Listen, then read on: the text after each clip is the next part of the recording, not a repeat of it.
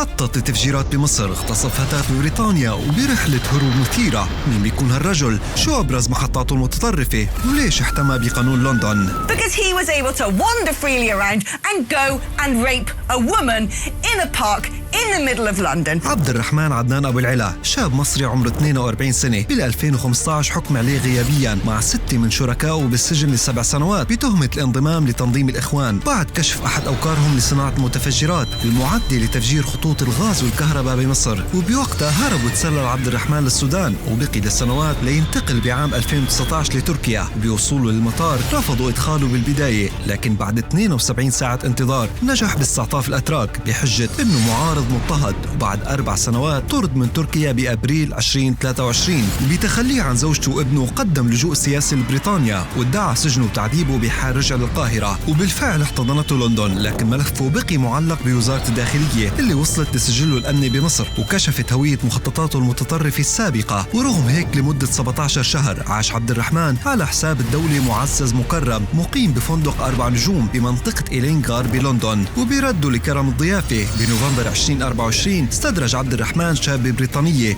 واستغل شرب الكحول لاغتصابها بحديقة هايد بارك. وبعد القبض عليه وحكمه بالسجن ل8 سنوات، فهالحادثة أثارت مظاهرات غاضبة ضد سياسة بريطانيا مع أفراد التنظيمات المتطرفة. وبحالة عبد الرحمن رغم أنه المفترض كان ترحيله لمصر، لكن مثير الدهشة أنه يمكن يبقى ببريطانيا إذا تقدم باستئناف قانوني على أنه ترحيله هو انتهاك لحقوقه بموجب الاتفاقية الأوروبية لحقوق الإنسان أو التزامات لندن باتفاقية حماية اللاجئين. وبتعددت الأسباب والمجرم واحد، وعلى قولة لو غسلت القط 7 مرات ما رح يصير غزال. فهل بريطانيا أخطأت أم أصابت بحماية عبد الرحمن وإخوانه؟